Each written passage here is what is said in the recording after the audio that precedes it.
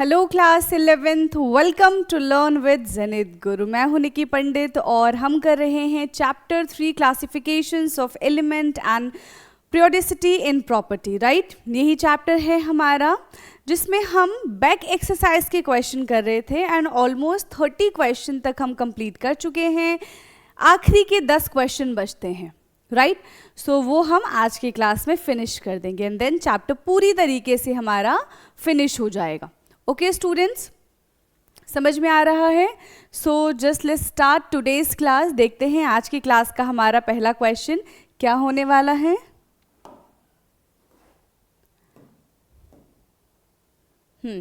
3.31।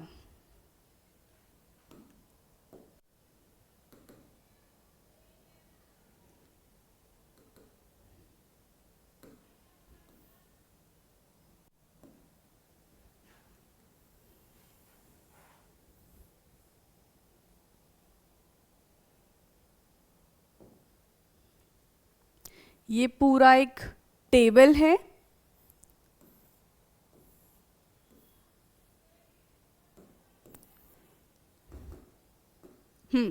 So the first ionization and the second ionization enthalpy in kilojoule per mole and then यहाँ पे क्या है, electron gain enthalpy in kilojoule per mole of a few elements are given. हमें ionisation enthalpy first, ionization enthalpy second and यहाँ पे electron gain enthalpy, ये तीन चीजें इस टेबल में दी गई हैं। Right, which of the above element is likely to be the least reactive element?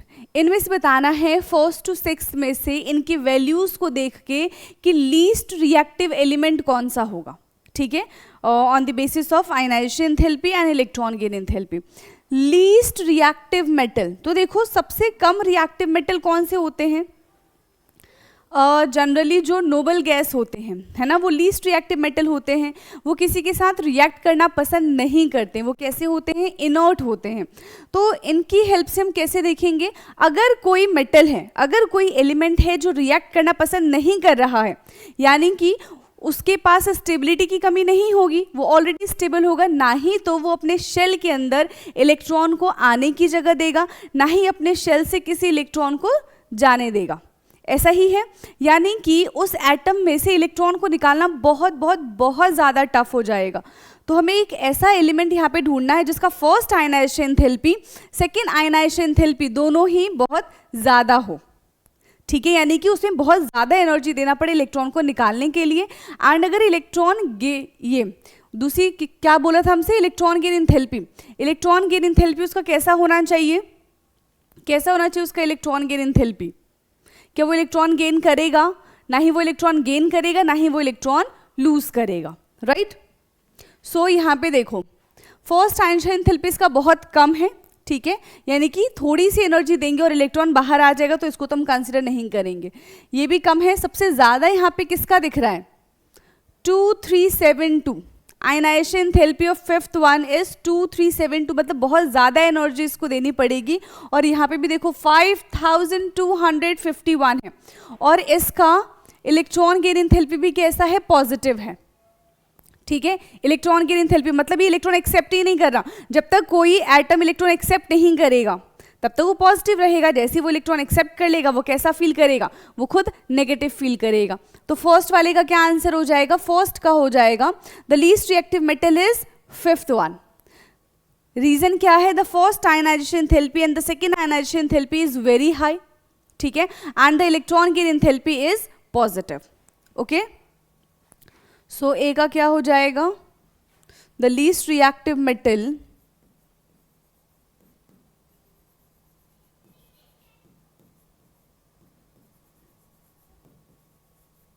और least reactive element have very high first ionization enthalpy and second very high first ionization enthalpy and the second ionization enthalpy and positive electron gain enthalpy.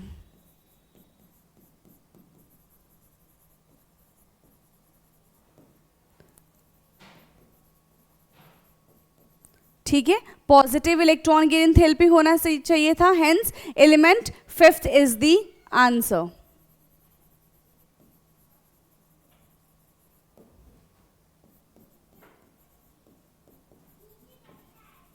ठीक है, इसका answer क्या हो जाएगा, element fifth. Now second है यहाँ पे the most reactive metal. ठीक है, सेकेंड क्या है यहाँ पे, most reactive metal. Most reactive metal का क्या मतलब है, वो रिएक्शन बहुत जल्दी करना चाहेगा, यानी कि उसका जो एटम है, उसके जो लास्ट शेल है, वो उसमें इजीली इलेक्ट्रॉन को एंटर भी करा सकता है और इजीली वहाँ से इलेक्ट्रॉन को वो रिमूव भी करा सकता है फॉर रिएक्टिविटी पर्पस, राइट। तो अगर उसके लास्ट शेल से इजीली इलेक्ट्रॉन निकल सकता है, इसका क्या मतलब है कि उसको कम एनर्जी देनी पड़ेगी, उसका आयनाइजेशन एंथैल्पी जो होगा वो बहुत ज़्यादा कम होगा। तो चेक करिए, सबसे कम आयनाइजेशन एंथैल्पी किसका है, दिख रहा है यहाँ पे 419। सबसे कम आयनाइजेशन एंथैल्पी किसका है, 419। ठीक है, सो बी वाला क्या हो जाएगा, the most reactive metal, the most reactive metal is element second, right? Or we can say the element second, the element second is most reactive metal। जो एलिमेंट सेकेंड है वो क्या है, मोस्ट रिएक्टिव मेटल है। First ionization enthalpy, ठीक है, कैसा है यहाँ पे, first ionization enthalpy is low and very high, देखो क्या है यहाँ पे, very high negative electron gain enthalpy. First is most reactive metal, its first ionization enthalpy is very low and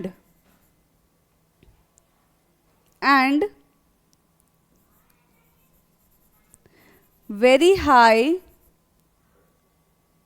negative electron gain enthalpy. बहुत ज्यादा negative electron gain enthalpy, देखो -48 है, कितना है, -48 है। क्लियर, समझ में आ गया। नाउ नेक्स्ट पार्ट की बात करते हैं अब हम।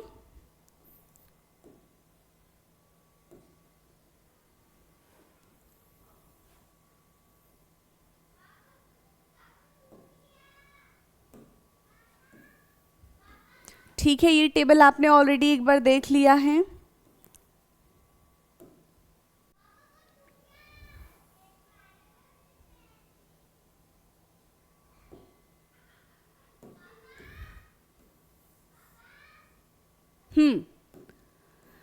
The most reactive non metal, most reactive non metal. अब नॉन मेटल की क्या टेंडेंसी होती है, क्या वो इलेक्ट्रॉन देना चाहते हैं, नहीं चाहते कि वो किसी को अपना इलेक्ट्रॉन दे, वो इलेक्ट्रॉन एक्सेप्ट करना चाहते हैं।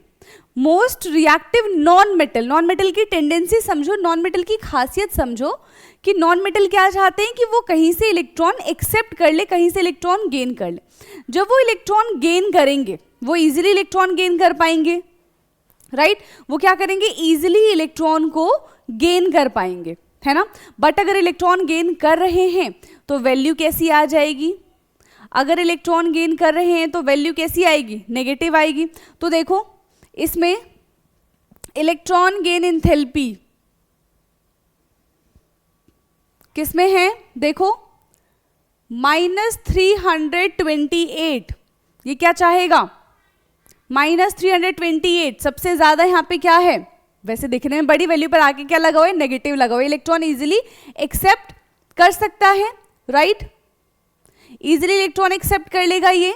The most reactive non metal is element 3। So element 3 which has the high ionization energy, देखो फर्स्ट आयनाइजेशन एंथैल्पी इसका हाई है, even second ionization enthalpy is also very high, ठीक है। लेकिन इसका इलेक्ट्रॉन गेन एंथैल्पी की अगर हम बात करते हैं, नेगेटिव इलेक्ट्रॉन गेन एंथैल्पी है, देयरफॉर ये क्या हो जाएगा, बताइए, इसका जो इलेक्ट्रॉन गेन एंथैल्पी वो कैसा है, नेगेटिव है। तो ये मोस्ट रिएक्टिव नॉन मेटल कहलाएगा। Clear, most reactive non metal. और मोस्ट रिएक्टिव नॉन मेटल का एग्जाम्पल अगर आपसे पूछा जाएगा तो आप क्या बताओगे? फ्लोरीन। याद है आपको, फ्लोरीन इज हाईली इलेक्ट्रोनेगेटिव। पूरे पीरियोडिक टेबल में सबसे ज्यादा हाईली इलेक्ट्रोनेगेटिव अगर कोई एलिमेंट है तो वो कौन है? फ्लोरीन है। Fluorine is a non metal. So element 3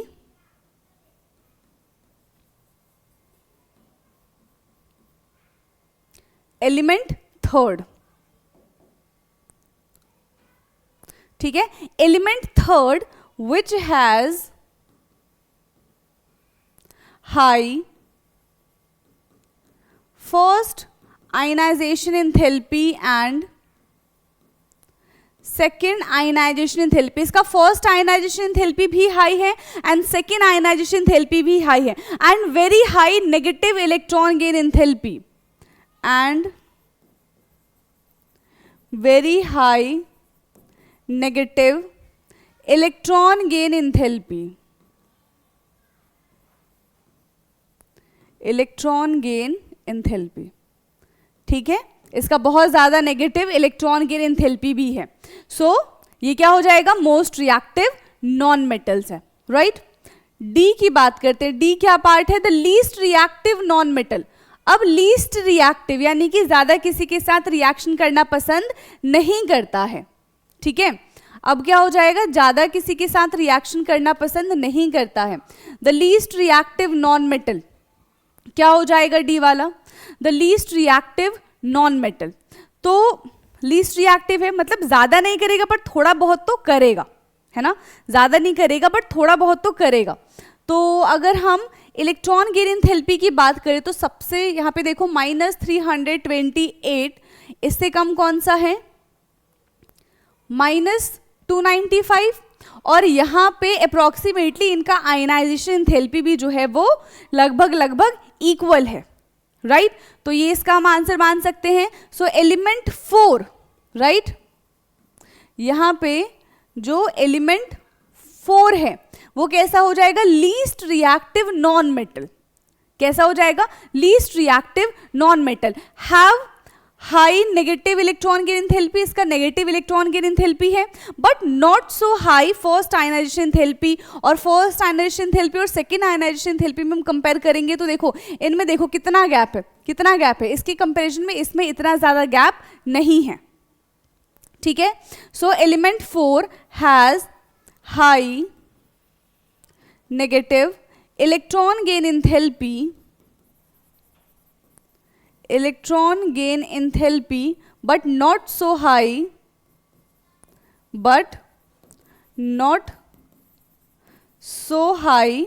ionization enthalpy. इनका जो आयनाइजेशन एंथैल्पी है वो बहुत ज्यादा हाई नहीं है, clear, but not so high first ionization enthalpy. Therefore element 4 is least reactive non metal. क्या हो जाएगा? Least reactive non metal. D के बाद ई की बात करते हैं हम। ई क्या है? The metal which can form stable binary halide to the formula mx2। Binary halide, binary halide का क्या मतलब होता है?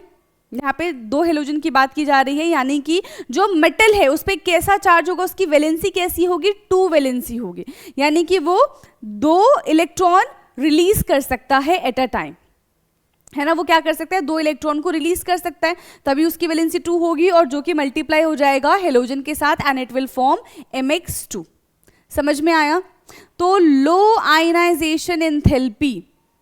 अब देखो ये 419 तो हो चुका है। अब देखो 419 के बाद हम बात करते हैं 520 की। +2 कब शो करेगा? जब फर्स्ट इलेक्ट्रॉन भी रिलीज कर देगा और जब सेकेंड इलेक्ट्रॉन भी रिलीज कर देगा, मतलब वो इजीली दोनों इलेक्ट्रॉन रिलीज कर सकता है। अगर हम कहें कि फर्स्ट आयनाइजेशन एंथैल्पी यानी कि फर्स्ट इलेक्ट्रॉन रिलीज करने में 520 इतना हमारे पास क्या लगा है? किलोजूल एनर्जी लगा है, लेकिन सेकेंड आयनाइजेशन एंथैल्पी देखो कितनी ज्यादा हाई है।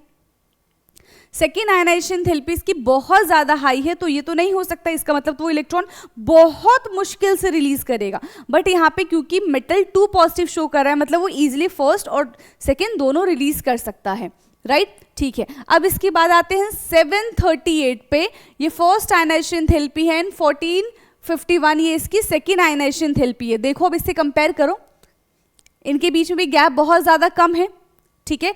पहला इलेक्ट्रॉन निकालने के लिए 738 किलो जूल की एनर्जी देंगे, सेकेंड इलेक्ट्रॉन निकालने के लिए 1451 किलो जूल की एनर्जी देंगे, राइट।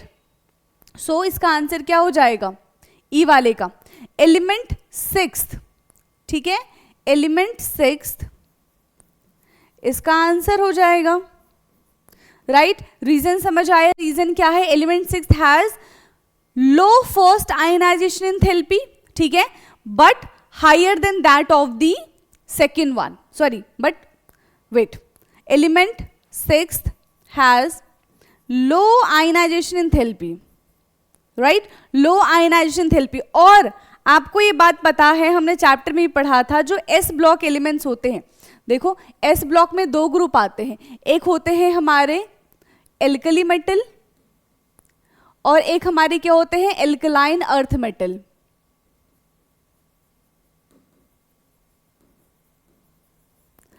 और जो सेकेंड वाले ग्रुप होते हैं NS2 वाले, इनमें सारे मेटल्स के पास टेंडेंसी होती है कि वो दो इलेक्ट्रॉन को रिलीज कर सकते हैं, दो अपने इलेक्ट्रॉन क्या कर सकते हैं, डोनेट कर सकते हैं। सारे के सारे 2 पॉजिटिव वाले एलिमेंट्स होते हैं यहाँ पे, right.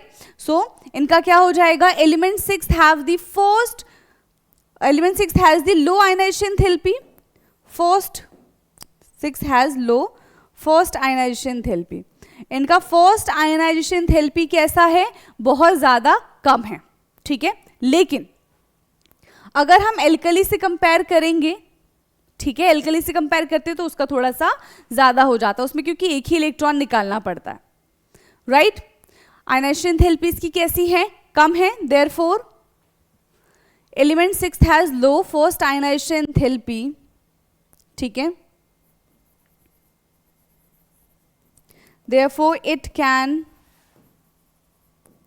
easily lose electron and form metal 2 positive. दोनों इलेक्ट्रॉन वो इजिली लूज कर देंगे और मेटल 2 पॉजिटिव का फॉर्मेशन करेंगे, ठीक है। फर्स्ट एंड सेकेंड हम दोनों लिख लेते हैं, राइट।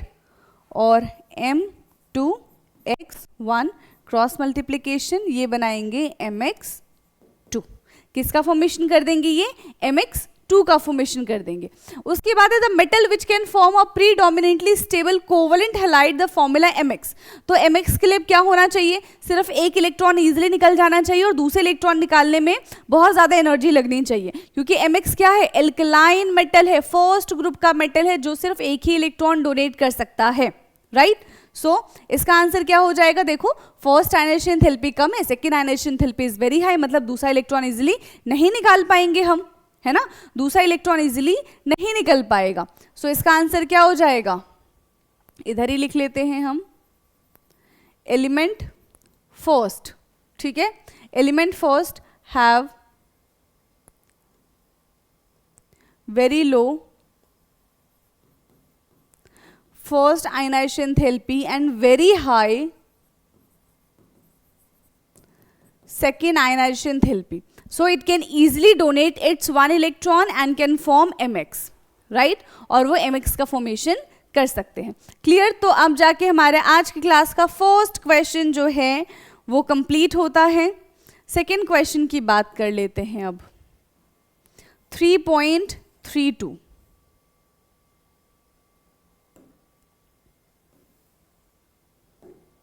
क्या है 3.32 question? Predict the formula of the stable binary compound that would be form by the combination of the following pairs of the element. Okay, simple है, हमने जो 9th क्लास में सीखा था ना फॉर्मूला कैसे बनाते हैं, डिट्टो उसी में इसमें हमें वही चीज़ें करनी है, कुछ भी एक्स्ट्रा नहीं करना है। Lithium and oxygen, lithium and oxygen से क्या फॉर्मूला बन सकता है बताइए? Lithium oxygen, lithium is Li, oxygen is O, lithium की वैलेंसी 1, ऑक्सीजन की वैलेंसी 2, क्रॉस मल्टीप्लिकेशन क्या बन जाएगा? Li2O। क्या बन जाएगा? Li2O। Second is magnesium and nitrogen, magnesium,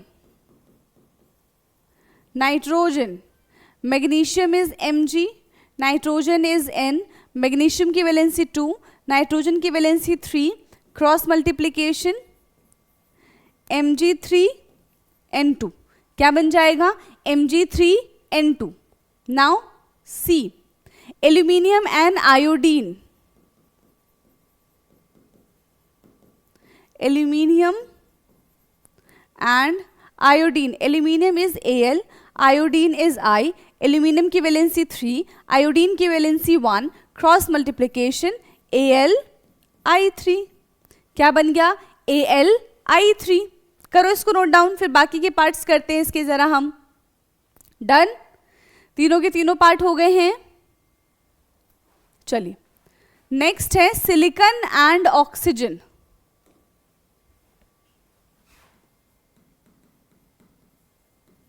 silicon and oxygen, silicon Si, oxygen O, silicon की वैलेंसी 4, ऑक्सीजन की वैलेंसी 2, ये नलीफाई हो जाएगा, क्या बन जाएगा SiO2, क्या बन जाएगा SiO2। ये था डी पार्ट। ई पार्ट की बात करते हैं। ई है फॉस्फोरस एंड फ्लोरीन, ठीक है, phosphorus P, fluorine F।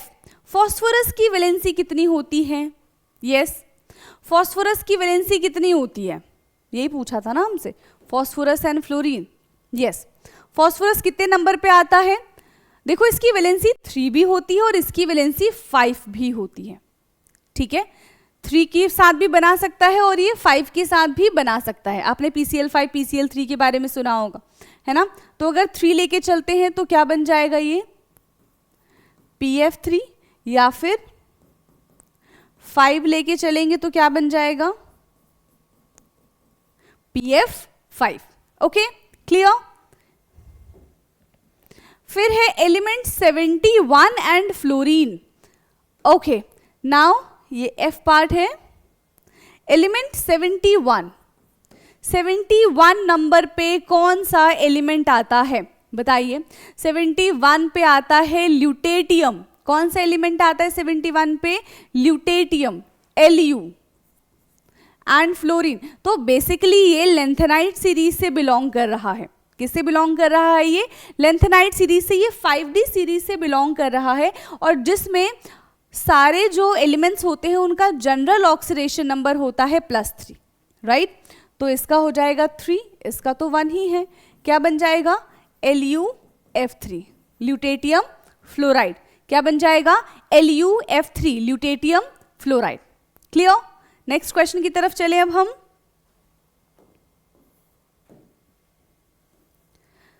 Three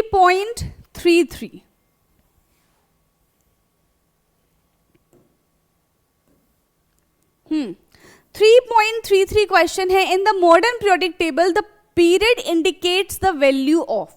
modern periodic table में period indicates the value of atomic number, atomic mass, principal quantum number and azimuthal quantum number, ठीक है। Periodic period indicate the value of, किसको indicate करते हैं ये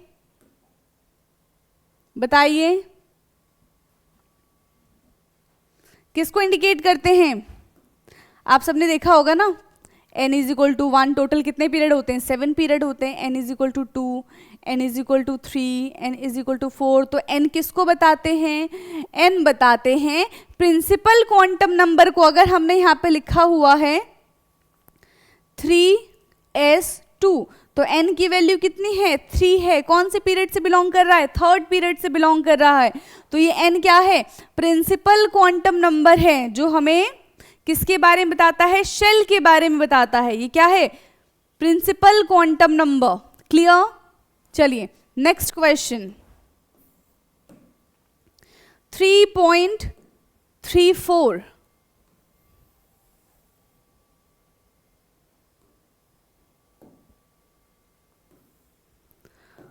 okay, so 3.34 question है, which of the following statement related to the modern periodic table is incorrect. आप देखो incorrect वाला बताना है, करेक्ट वाला टिक करके मत आ जाना अगर ये ऐसे कुछ क्वेश्चन आता है तो। जब भी नॉट वाले, इनकरेक्ट वाले, नेगेटिव सेंटेंस वाले क्वेश्चन आते हैं सो हमें उसको बहुत ध्यान से पढ़ना होता है, ठीक है। तो देखो क्या है, the P block has 6 column because the maximum number of electron can be occupy the orbital in a p shell। हमें पता है 13 से लेकर 18 तक होता है ना। तो 14, 15, 16, 17 कितने, 1 2 3 4 5 6 करेक्ट है, 6 है। और p जो शेल है 1 2 3 4 5 6 टोटल 6 इलेक्ट्रॉन फिल कर सकते, मतलब ये तो करेक्ट है, ये तो करेक्ट है। सेकेंड है D block has 8 column because a maximum of electron 8 can occupy all the orbital in the D subshell. D subshell में कितने यहाँ पे अगर हम डी ब्लॉक की बात करते हैं तो टोटल कितने कॉलम बताए गए हैं, 8 कॉलम बताए गए हैं। तो कहाँ से स्टार्ट होता है, 3 से 12 तक,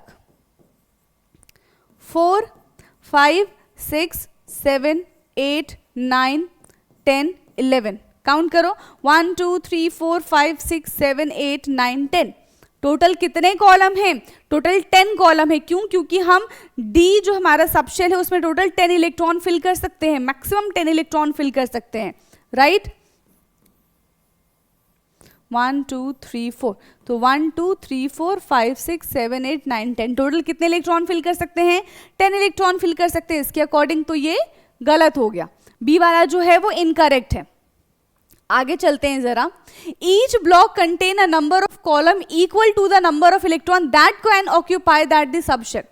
हर एक ब्लॉक में उतने ही कॉलम हैं जितने उसके सबशेल में इलेक्ट्रॉन को फिल किया जा सकता है। जैसे कि पी सबशेल, पी ब्लॉक की बात करते हैं तो पी सबशेल में 6 इलेक्ट्रॉन फिल कर सकते हैं, ठीक है, तो पी में 6 कॉलम है। डी ब्लॉक की बात करते हैं तो डी सबशेल में 10 इलेक्ट्रॉन फिल कर सकते हैं, तो डी ब्लॉक में 10 कॉलम है। एस ब्लॉक की बात करें तो एस सबशेल में 2 इलेक्ट्रॉन फिल कर सकते हैं उसके ऑर्बिट में, तो एस के 2 ही ब्लॉक है। तो हाँ ये बात तो करेक्ट है, ये बात तो करेक्ट है। नाउ डी वाले की बात करते हैं तो block indicate the value of azimuthal quantum number L for a last subshell that receive electron in building up the electronic configuration. तो ये भी बात तो करेक्ट है ना, ये भी बात क्या है, करेक्ट है। तो कौन सा इनकरेक्ट है, बी वाला इनकरेक्ट है। So according to the question हम किसको करेक्ट मानेंगे, बी वाले को करेक्ट मानेंगे, ये हमारा आंसर हो जाएगा। क्योंकि क्वेश्चन में ही हमसे बोला था कि तुम्हें इनकरेक्ट वाले पे टिक करना है। किस पे टिक करना है, इनकरेक्ट वाले पे टिक करना है। Now next 3.35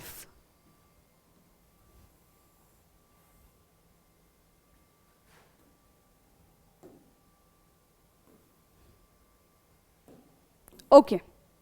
Now 3.35.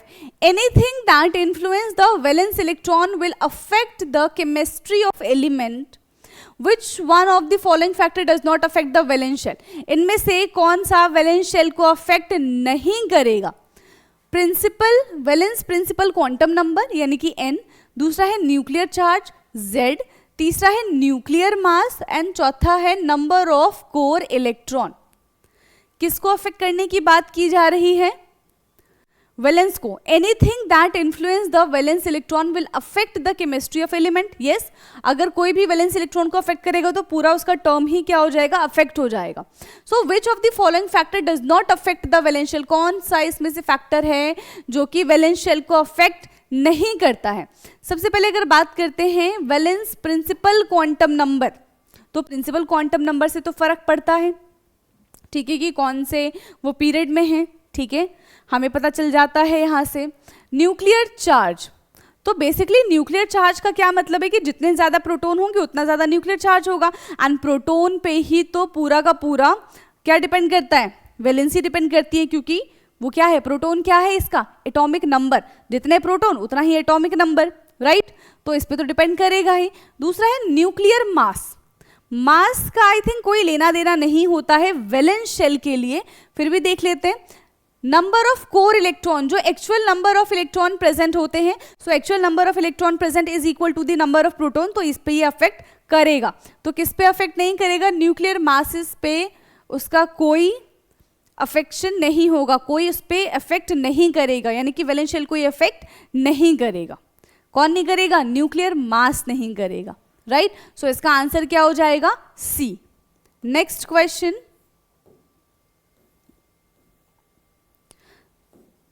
3.36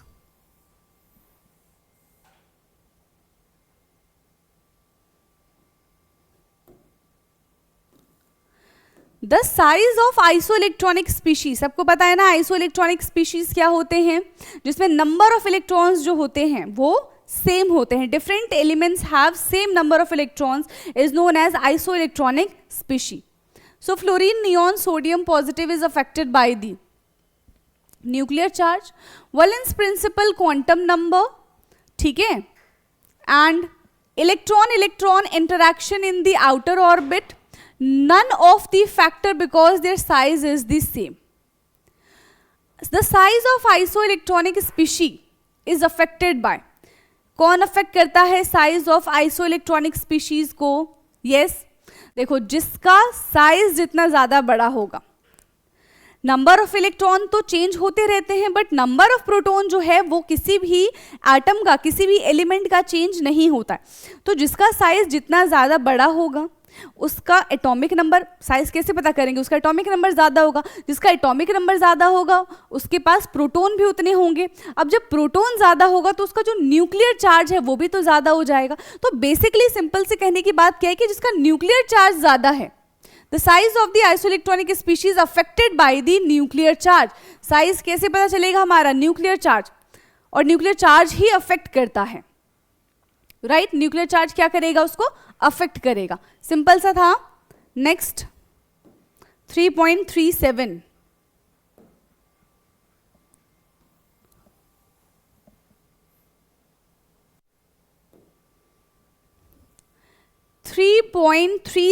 है यहां पे। Which one of the following statement is incorrect in relation to ionization enthalpy? Ionization enthalpy के रिलेशन के बारे में कौन सी चीजें यहाँ पे क्या है? इनकरेक्ट है। So ionization enthalpy increase for each successive electron. एक इलेक्ट्रॉन निकाल दिया, दूसरा इलेक्ट्रॉन निकालने के लिए क्या करना पड़ेगा? ज्यादा एनर्जी देनी पड़ेगी, ठीक है। हाँ, ये तो करेक्ट बात है। अभी हमने जो फर्स्ट क्वेश्चन किया था आज की क्लास का, उसमें फर्स्ट आयनाइजेशन एंथैल्पी और सेकंड आयनाइजेशन एंथैल्पी में आपने चेंज देखा होगा, काफी ज्यादा डिफरेंस था, right. So this is correct. The greatest increase in ionization enthalpy is experienced on removal of electron from the core noble gas configuration. तो B वाले यहाँ पे क्या कहना चाह रहे हैं? बी क्या है? The greatest increase in ionization enthalpy is experienced on removal of electron from the core noble gas configuration. अगर किसी एलिमेंट का नोबल गैस कॉन्फ़िगरेशन है तो वहां से इलेक्ट्रॉन निकालने के लिए हमें ज्यादा से ज्यादा एनर्जी देना पड़ेगा, ये भी करेक्ट है। End of the valence electron is marked by a big jump of the ionisation enthalpy. C क्या कह रहे हैं? End of valence electron is marked by a big jump on the ionisation enthalpy. तो यहाँ पे क्या है? जो एक एटम है, ठीक है, जो एक एलिमेंट है, उसकी अगर हम वैलेंस शेल की बात करें, उसके हम लास्ट शेल की बात करें, ठीक है, तो वहां से इलेक्ट्रॉन को निकालना क्या है? एक बिग जंप है in ionization enthalpy. Yes, removal of electron from orbitals bearing lower N value is easier than the orbital having the higher N value. इसका क्या मतलब है? कह रहा है कि अगर हमारे पास क्या है, एक 3p है, ठीक है, और एक हमारे पास 4p है, तो कह रहे 3p से इलेक्ट्रॉन निकालना इजी है, 4p से इलेक्ट्रॉन निकालना टफ है। क्या ये बात करेक्ट है? इन्होंने क्या कह दिया? उल्टा कह दिया। 4p जो होगा वो न्यूक्लियस से दूर होगा, 4p जो होगा वो न्यूक्लियस से दूर होगा, तो जो न्यूक्लियस से दूर है उसमें से इलेक्ट्रॉन निकालना इज क्वाइट इजी ना, एज कंपेयर टू जो न्यूक्लियस के पास है। तो ये वाला जो स्टेटमेंट है ये क्या हो जाएगा? इनकरेक्ट हो जाएगा। And this is the answer of this question. Next 3.38,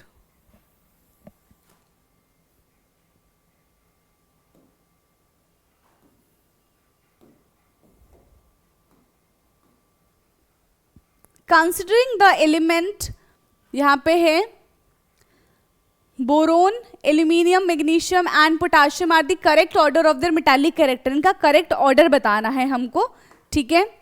तो मेटालिक कैरेक्टर हमको क्या पता है कि जब हम टॉप टू बॉटम जाते हैं, तो मेटालिक कैरेक्टर जो है वो क्या हो जाता है, टॉप टू बॉटम जाने से मेटालिक कैरेक्टर क्या हो जाता है, इंक्रीज होता है कि डिक्रीज होता है, ये बताइए। पीरियड में मेटालिक कैरेक्टर क्या होता है, डिक्रीज होता है, ठीक है। जब हम लेफ्ट टू राइट जाते हैं तो वो क्या एक पीरियड है, तो मेटालिक कैरेक्टर क्या हो जाएगा, डिक्रीज हो जाएगा। जब हम टॉप टू बॉटम आएंगे तो इजीली इलेक्ट्रॉन निकाल सकते हैं ना, ऐसा सोचो, इजीली इलेक्ट्रॉन निकाल सकते हैं। तो जब इजीली इलेक्ट्रॉन निकलेगा तो क्या हो जाएगा, मेटालिक कैरेक्टर इंक्रीज हो जाएगा। Top to bottom metallic character increase, from left to right metallic character decrease, ठीक है। Top to bottom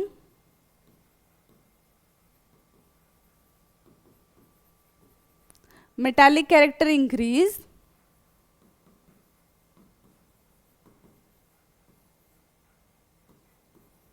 left to right metallic character decrease, ठीक है। तो यहां पे क्या है, यहां पे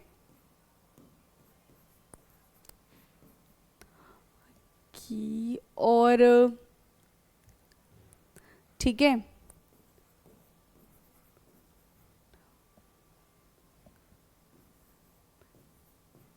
कुछ यही है सीरीज, ठीक है, कुछ यही है सीरीज। तो यहाँ पे देखो पोटाशियम कितने नंबर पे आ रहा है, यहाँ पे पोटाशियम ये 3rd नंबर पे है, इसका मेटालिक कैरेक्टर कैसा होगा, पोटाशियम का मेटालिक कैरेक्टर कैसा होगा, सबसे ज्यादा होगा। टॉप टू बॉटम में देखो नीचे जा रहा है, ये मेटालिक कैरेक्टर इसका ज्यादा है, यहाँ पे मेटालिक कैरेक्टर धीरे धीरे कैसा हो जाएगा, डिक्रीज हो जाएगा। तो अब सबसे पहले चेक करो, सबसे ज्यादा मेटालिक कैरेक्टर इसका है, सबसे कम मेटालिक कैरेक्टर किसका है, बोरोन का है। तो पोटाशियम का सबसे ज्यादा किसमें है, डी वाले में, सबसे कम किसका है, बोरोन का है। और कोई ऑप्शन ऐसा मैच हो रहा है, और कोई ऑप्शन ऐसा मैच हो रहा है, बताओ। फिर बोरोन से कम किसका, बोरोन सबसे कम है, बोरोन से ज्यादा किसका है, एल्यूमिनियम का है। देखो बोरोन से ज्यादा एल्यूमिनियम का है, ठीक है। और एल्यूमिनियम से ज्यादा किसका होगा, मैग्नीशियम का होगा, एल्यूमिनियम से ज्यादा मैग्नीशियम का है। दैट मीन्स ऑप्शन डी जो होगा इसका कैसा हो जाएगा, करेक्ट हो जाएगा। ऑप्शन डी इसका कैसा हो जाएगा, करेक्ट हो जाएगा। क्लियर। नेक्स्ट 3.39 3.39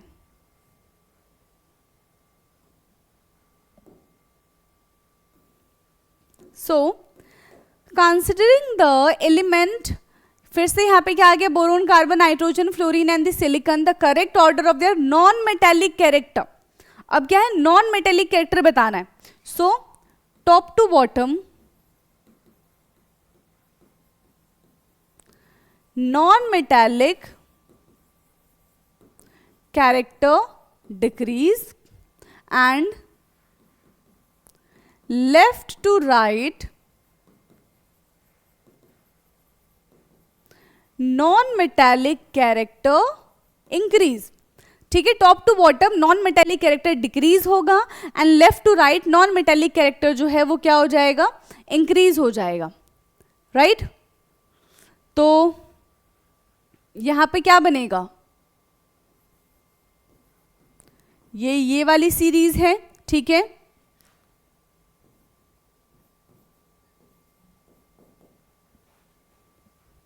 ठीक,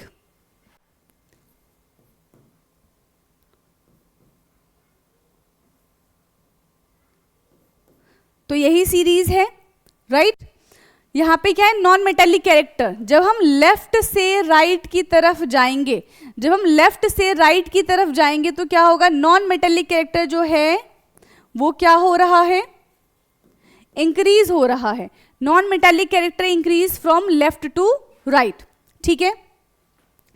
तो सबसे ज्यादा किसका दिख रहा है नॉन मेटालिक कैरेक्टर, यहाँ पे फ्लोरीन का दिख रहा है।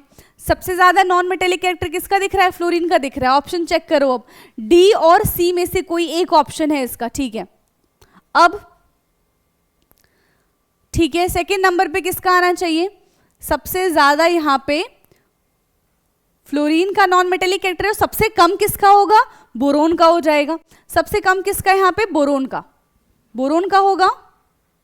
नहीं। फिर टॉप टू बॉटम जाएंगे तो सबसे कम यहाँ पे सिलिकॉन का होना चाहिए। सबसे कम किसका होना चाहिए यहाँ पे? सिलिकॉन का होना चाहिए, बोरोन का नहीं। बोरोन का सेकेंड नंबर पे होगा और सबसे कम फर्स्ट नंबर पे सिलिकॉन का होना चाहिए, राइट? तो देखो सबसे कम यहाँ पे सिलिकॉन है, सिलिकॉन से कम किसका है? बोरोन है।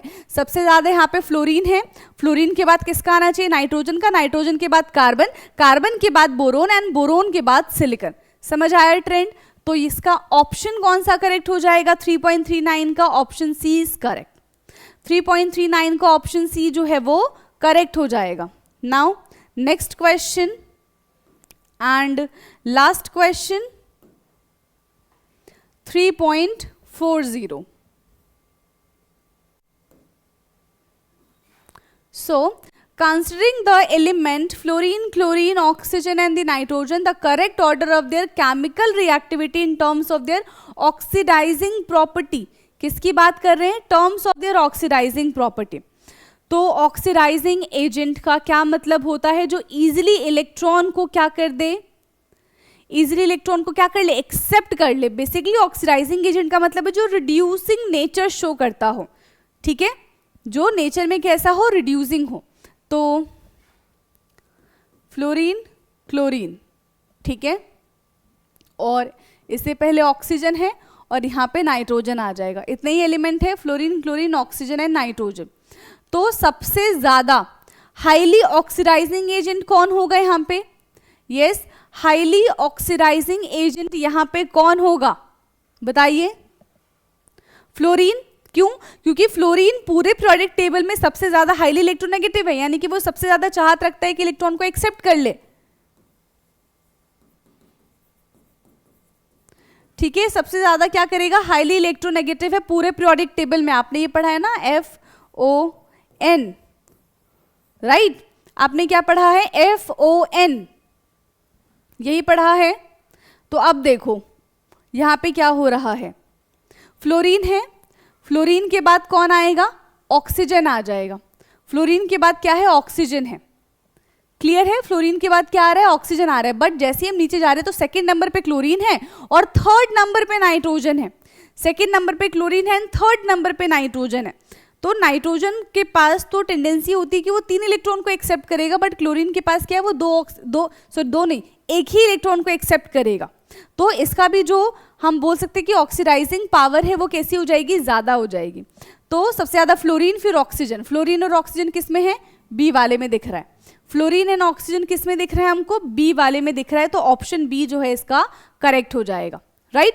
और अब सारे ही क्वेश्चन हमारे कंप्लीट हो चुके हैं, यानी कि ये चैप्टर अब हमारा पूरी तरीके से क्या हो गया है? कंप्लीट हो चुका है। चैप्टर कंप्लीटेड, ठीक है? अब क्या करने वाले हैं हम?